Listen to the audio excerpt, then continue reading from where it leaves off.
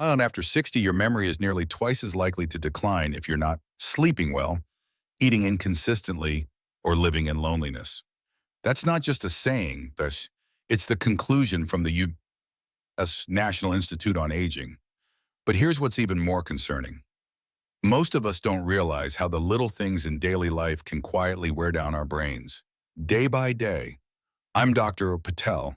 I'm 60 this year, and today I just want to sit down and talk to you, like two old friends, about the small things that may be weakening our minds, but that we still have the power to change. Have you noticed your memory isn't what it used to be? Leave me a comment below. I truly read every one. Number one, oh, poor sleep, or sleep that's just not restful. Today, let's talk about something that may seem ordinary, but it's quietly weakening memory, mood, even health. For millions of seniors, that thing is sleep. You see, sleep isn't just rest. It's when our brain cleans up mental clutter, restores memory, and locks in new information. When you don't sleep enough, or your sleep is fragmented, it's like living in a house that never gets cleaned. I remember one of my patients, Sandra, age 68. She used to be a high school teacher. Sharp memory, strong voice. But lately she started forgetting her former students' names, misplacing her keys, even mixing up the days of the week. When I asked her about sleep, she sighed. And I go to bed at 9, but I'm tossing and turning until 1 a.m. Then I wake again at 3 a.m. It's been like that for years. We ran tests, no major neurological issues. But when we started focusing on improving her sleep, something amazing happened. Her memory became clearer. Her mood was more balanced. She smiled more. According to the American Academy of Sleep Medicine, seniors over 60 who sleep less than 6 hours a night have over 30% higher risk of cognitive decline compared to those who sleep 7.8 hours. And it's not just about quantity, it's the deep sleep that really matters. That's when your brain stores memories, regenerates cells, reduces inflammation, and flushes out waste proteins like amyloid, which are linked to Alzheimer's. Poor sleep leads to more forgetfulness, more irritability, and slower thinking during the day. So how can you improve your sleep after 60? Here's what I always recommend, and what I personally follow each night. Go to bed and wake up at the same time every day, even on weekends. Turn off your phone and TV at least 1 hour before bed. Blue light delays melatonin production. Avoid coffee after 2 p.m. Caffeine can stay in your system for up to 8 hours. Make your bedroom quiet, dark, and slightly cool. The best conditions for natural sleep. If you wake in the middle of the night, avoid bright lights or checking your phone. Instead, sit up gently, take a few deep breaths, and return to bed calmly. Here's a small tip that makes a big difference. Drink a warm glass of milk or chamomile tea about 30 minutes before bedtime. It calms the body and helps produce tryptophan, an amino acid that supports sleep and stabilizes mood. After 60, perhaps there's nothing more precious than a good, peaceful night's sleep. It not only keeps your body strong, it helps preserve your memories. It lets you wake up each morning with clarity in your mind and peace in your heart. So please, take care of your sleep, just like you would care for a beautiful garden of memories. Number 2, relying too much on technology, especially smartphones. Hello, my dear friend. Today I want you to take just a few minutes to think about something you probably hold in your hand every single day. Your phone. We all love the convenience technology brings. With one tap, you can call your granddaughter, check the weather, see your calendar, even order your medication. But let me ask you this. Is that convenience also making your brain a little lazy? I remember one of my patients, Margaret, 72 years old. She's a smart lady, used to work as an accountant. One day she told me, doctor, I used to remember the phone numbers of all 10 of my friends. Now I can't even remember my husband's number. And she's not alone. A study from Columbia University found that when we delegate memory tasks to our devices, the hippocampus, the part of the brain responsible for storing memory, starts to become less active. In other words, use it less, and you slowly lose it. Here's something even more worrying.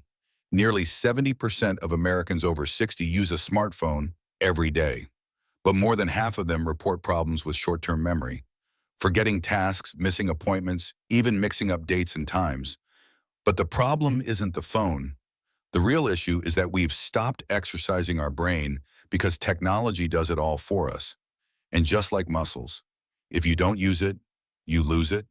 If you don't train it, it gets weaker. But here's the good news. You can stay sharp with just a few small habits practiced every day. Here's what I often suggest to my patients. Try memorizing your daughter's phone number. Don't rely on the contacts list. Write it down or down. Repeat it, just like we did when we were young. Instead of using reminder apps, write your to-do list by hand.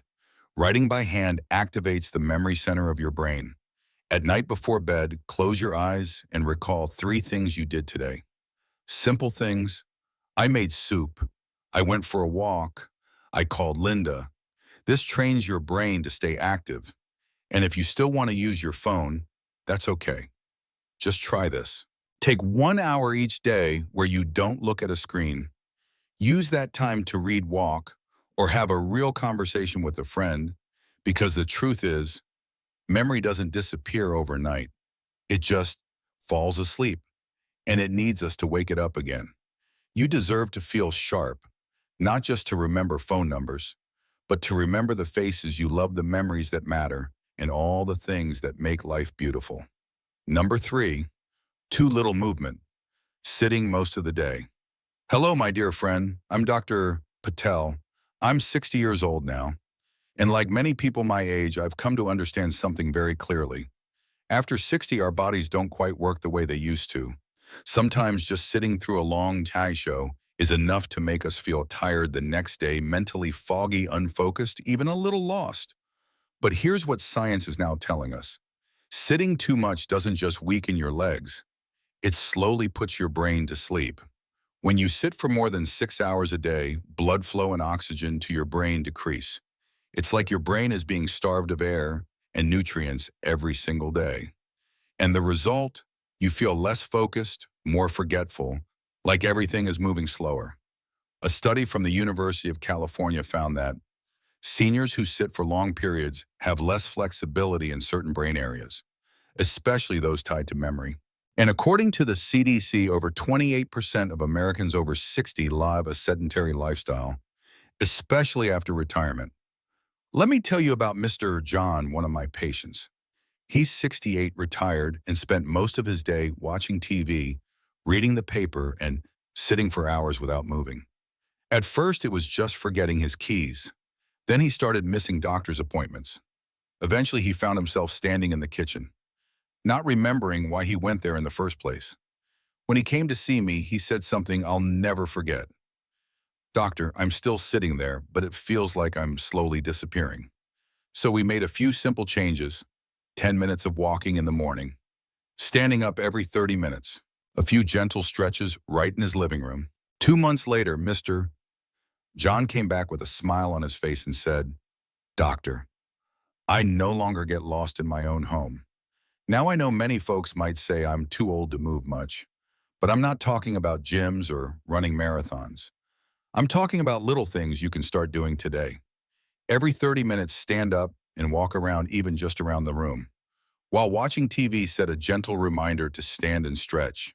Try planting a few small pots. Gardening is movement too.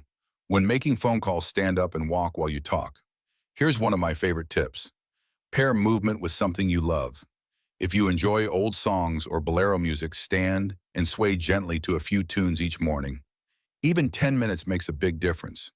Because here's the truth, my friend. After 60, your body is like a garden. If you just sit and stare at it, weeds begin to grow.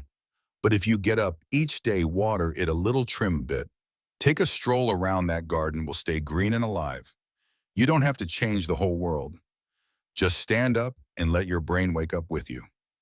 Number 4, living under constant stress and worry. Hello again, my friend.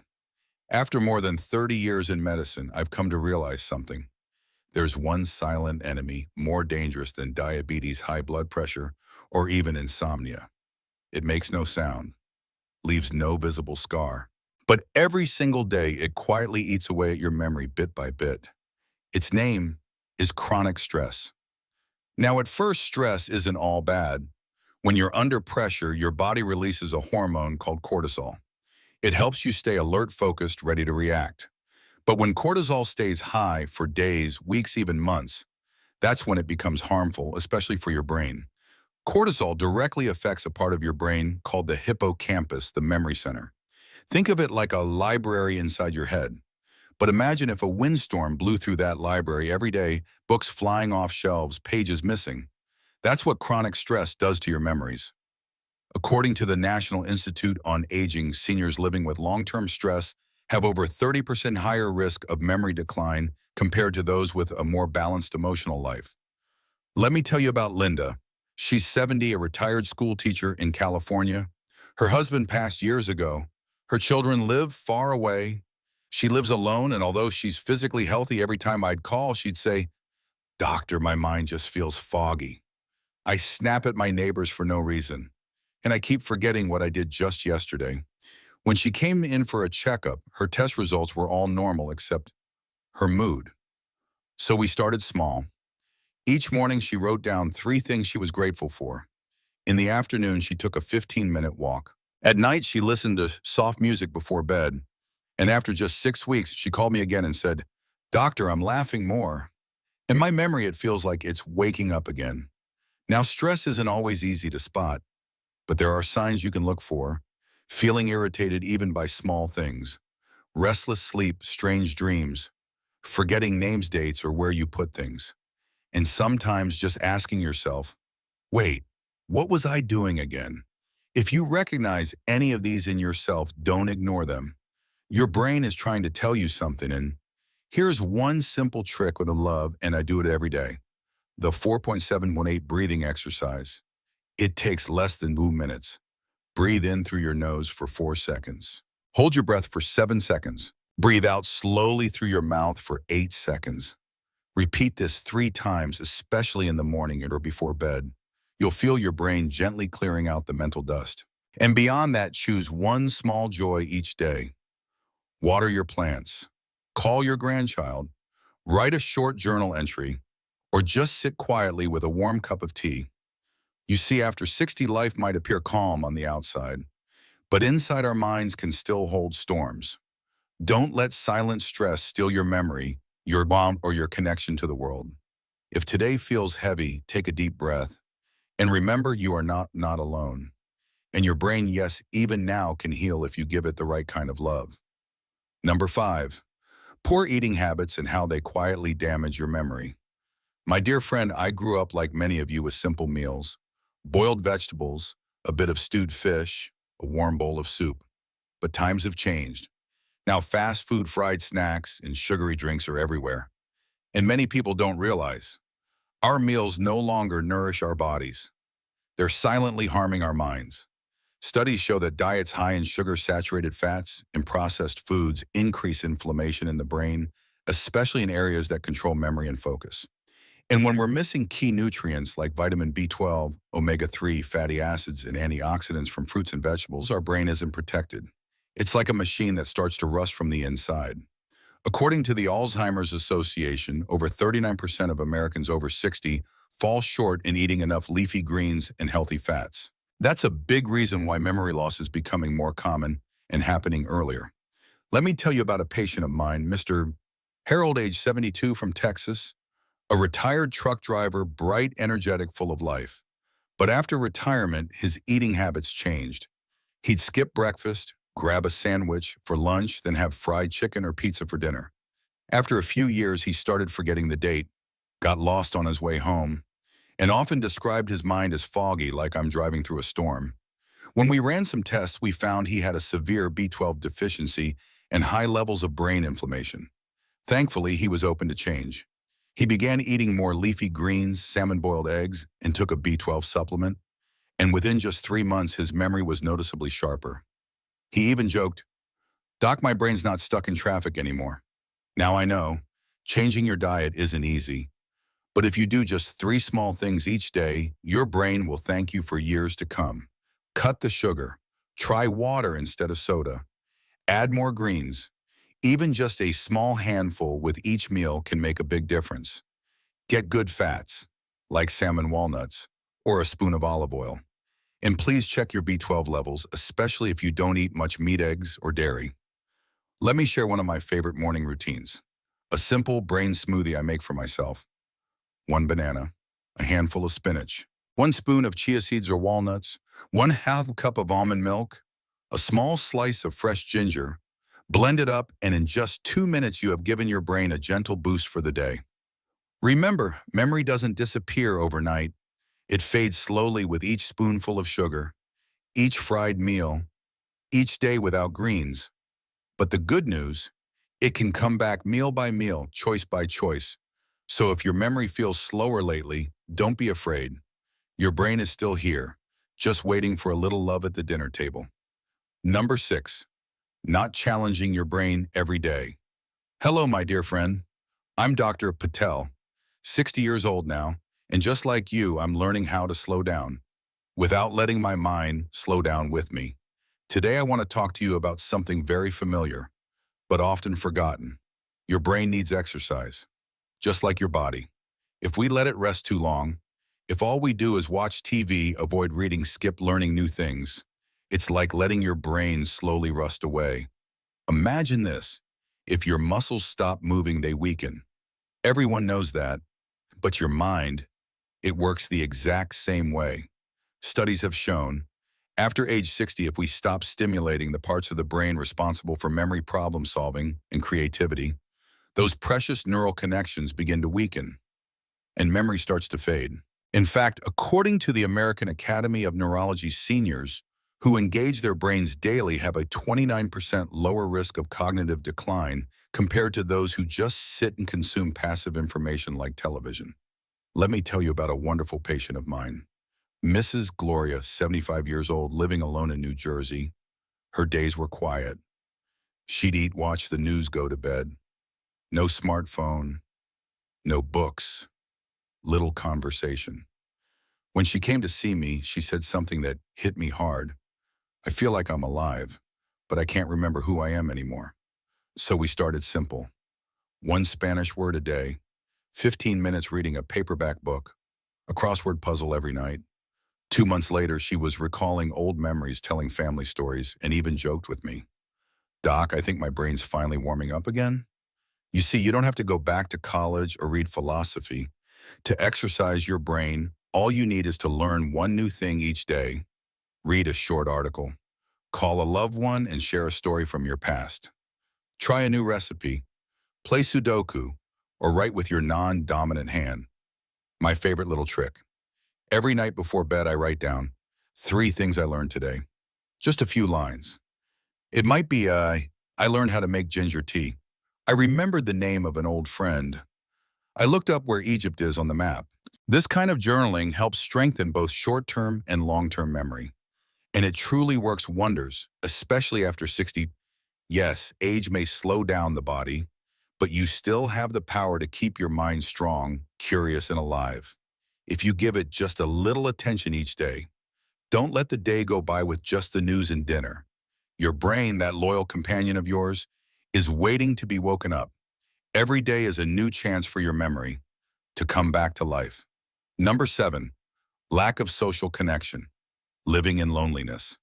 My dear friend, there came a day in my life when I realized something quite unexpected. There's a silent force more harmful than high blood pressure, diabetes, or even memory loss. And that force is loneliness. You see, the human brain needs connection as much as the body needs oxygen. Every time we laugh, chat, share a meal with someone we love, our brain releases 2 magical chemicals: oxytocin, which bonds us emotionally, serotonin, which boosts happiness and alertness. In fact, a famous 75-year-long study from Harvard University found that seniors with strong social relationships not only live longer, they keep their minds sharper too. But here's the reality. According to the CDC, 1 in 4 Americans over age 65 live alone, and many of them go days or even weeks without talking to anyone at all. I remember a patient of mine, Mr. Bernard, 72 years old. His wife had passed. His kids were busy. He lived alone in a small house outside Phoenix. When he came to see me, there were no serious health issues. But he told me I've been forgetting little things, not sleeping well, and my mind feels like it's floating in a funk. I asked him, when was the last time you had a real conversation? He looked down and said, no one, doctor. The only voice I've heard in months is from the TV. So we started small. He called his grandson every morning. He signed up for a senior Zoom class at the community center. And every Saturday afternoon, he played dominoes with a neighbor. 2 months later, he came back, smiling, laughing, full of stories. And he even remembered my birthday. That's the power of connection. Now I know many of us live far from our children. Some feel shy or tired or unsure of what to say.